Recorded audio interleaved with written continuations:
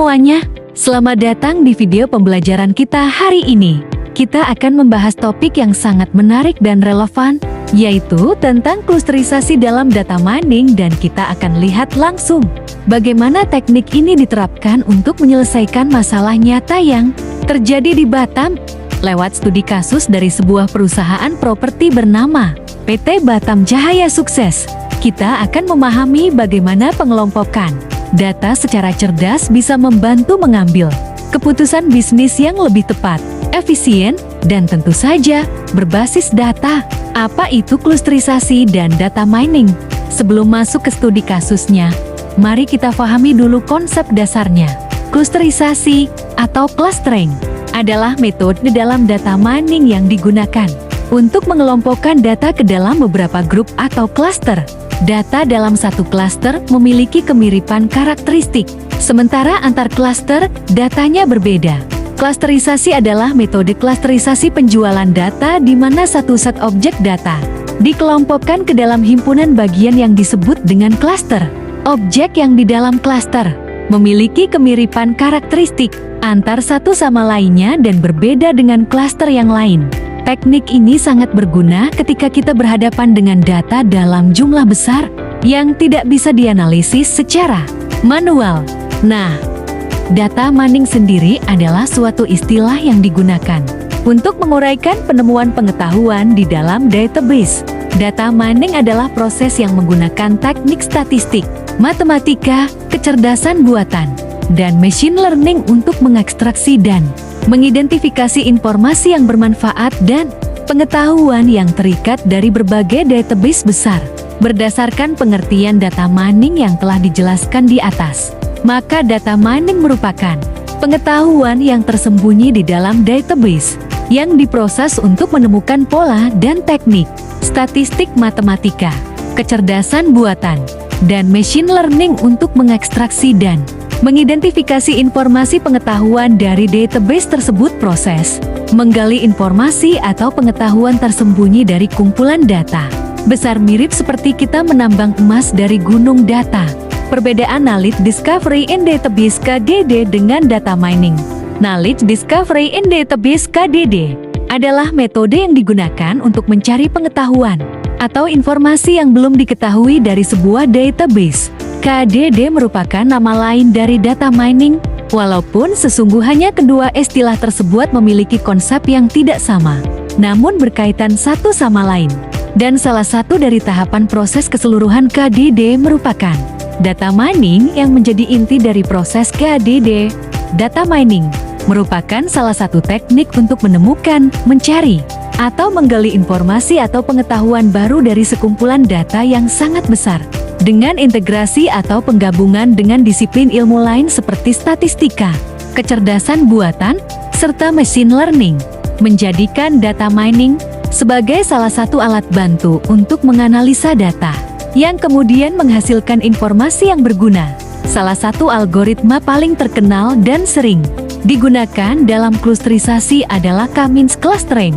K-means merupakan salah satu metode pengelompokan data non-hierarki sekatan yang berusaha mempartisi data yang ada dalam bentuk dua atau lebih kelompok. Metode ini mempartisi data ke dalam kelompok, sehingga data berkarakteristik sama dimasukkan ke dalam satu kelompok yang sama dan data yang berkarakteristik berbeda dikelompokkan ke dalam kelompok yang lain. K-means ialah algoritma yang digunakan ke dalam suatu pengelompokan secara membagi yang memisahkan data ke dalam kelompok yang berbeda-beda. Algoritma ini mampu memperpendek jarak antara data ke klasternya. Pada dasar penggunaan algoritma ini tergantung dalam proses clustering pada data yang dihasilkan dan konklusi yang ingin dicapai di akhir proses. Metode ini mengelompokkan data ke dalam K-cluster berdasarkan kedekatan jarak antar data terhadap pusat cluster atau yang disebut sentroid. Sehingga dalam penggunaan algoritma K-means memiliki beberapa aturan sebagai berikut. Pertama, berapa banyak jumlah klaster yang perlukan. Kedua, hanya mempunyai atribut bertipe numerik. Algoritma K-means hanya mengambil beberapa sampel dari seluruh populasi komponen yang didapatkan agar kemudian dijadikan pusat klaster awal. Pada penentuan pusat klaster ini dipilih dengan cara acak dari populasi data, kemudian algoritma Cummins akan menguji setiap komponennya ke dalam jumlah populasi data tersebut dan menandai komponen-komponen tersebut ke dalam salah satu pusat klaster yang telah dideskripsikan sebelumnya tergantung dari jarak minimum antar komponen dengan setiap pusat klaster yang ada. Selanjutnya posisi pusat. Klusternya akan dihitung kembali sampai semua komponen data dikelompokkan ke dalam setiap klaster dan terakhir akan terbentuk klaster baru. Mengapa penting di Batam? Lalu, kenapa topik ini penting diangkat, khususnya di Batam? Batam adalah kawasan industri dan perdagangan yang berkembang pesat. Di kota ini, banyak perusahaan dari berbagai sektor beroperasi mulai dari manufaktur, logistik, properti, sampai layanan digital. Aktivitas bisnis yang tinggi ini tentu menghasilkan data dalam jumlah besar setiap harinya. Sayangnya, banyak perusahaan masih belum mengolah data ini dengan optimal. Alhasil, keputusan yang diambil pun seringkali tidak berbasis data, melainkan hanya mengandalkan intuisi. Studi kasus PT Batam Cahaya Sukses. Contoh nyata datang dari PT Batam Cahaya Sukses, sebuah perusahaan properti yang menjual rumah subsidi. Apa masalah mereka? Perusahaan sering mengalami kesulitan menentukan stok rumah subsidi. Rumah yang tidak diminati pembeli justru menumpuk. Sementara itu, rumah yang paling diminati malah sering kehabisan. Adapun yang menimbulkan beberapa permasalahan.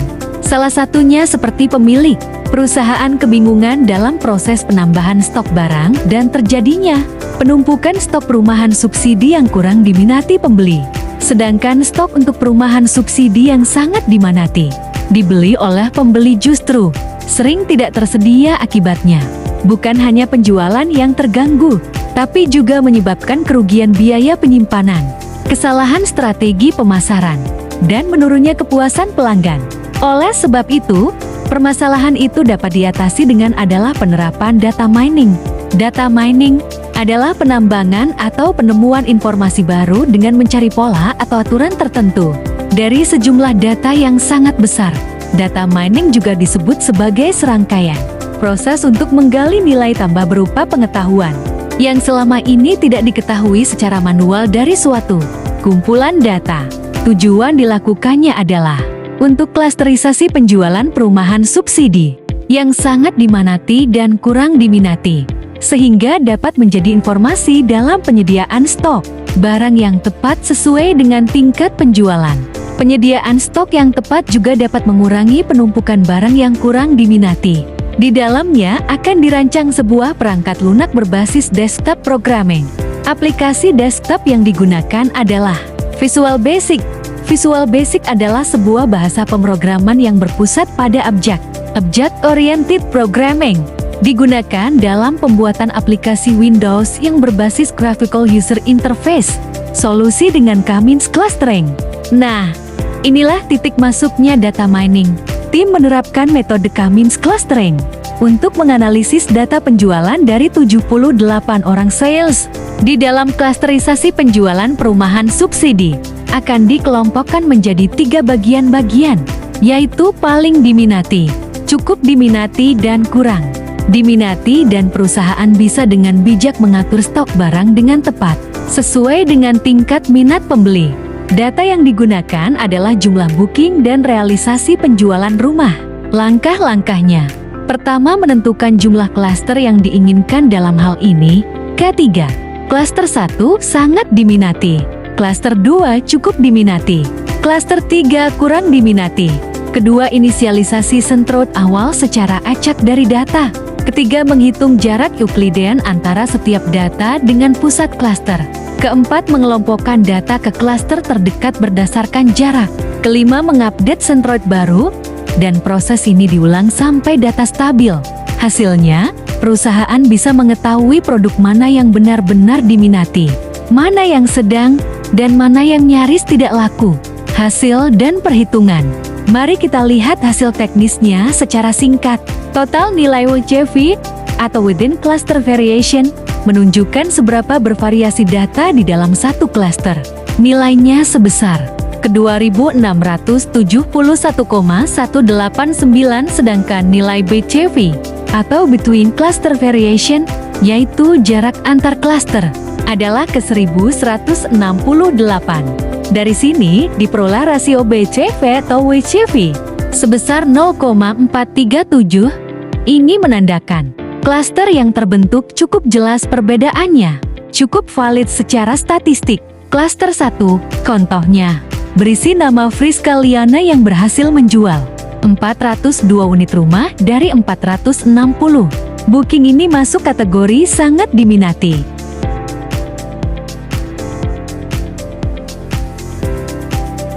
Sedangkan banyak nama dengan penjualan di bawah 50 unit masuk kategori kurang diminati.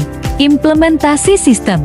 Sistem ini juga sudah diimplementasikan ke dalam aplikasi berbasis desktop menggunakan Visual Basic dan Database Microsoft Access. Berikut ini merupakan hasil implementasi sistem yang telah dibangun dengan berbasis desktop menggunakan Microsoft Visual Studio 2008 dan Database Microsoft Access. Pertama, form login. Form login berfungsi sebagai validasi akses dari admin untuk masuk ke dalam sistem. Pada form login terdapat username dan password yang dapat diinput sebagai data validasi. Kedua, form menu utama. Form menu utama berfungsi sebagai halaman navigasi untuk membuka menu-menu yang lainnya. Ketiga, form data penjualan. Form data penjualan berfungsi untuk mengelola data penjualan seperti menampilkan, menyimpan, menghapus, dan mengubah penjualan pada sistem. Keempat, form centroid. Form centroid berfungsi untuk menentukan centroid pada sistem. Kelima, form process Cummins. Form process Cummins berfungsi untuk melakukan proses clustering data menggunakan algoritma Cummins clustering. Nah, dari studi kasus ini, kita bisa menarik pelajaran penting. Klusterisasi adalah alat dalam dunia bisnis modern. Dengan pengelompokan data, perusahaan bisa memahami pasar dan perilaku konsumen dengan lebih tajam. Dan yang paling menarik, semua ini bisa dilakukan bahkan oleh perusahaan skala menengah Peter Batam Cahaya sukses. Artinya, kamu juga bisa menerapkannya di bidang retail, pendidikan, logistik, bahkan pelayanan publik. Terima kasih sudah menyimak video ini sampai akhir.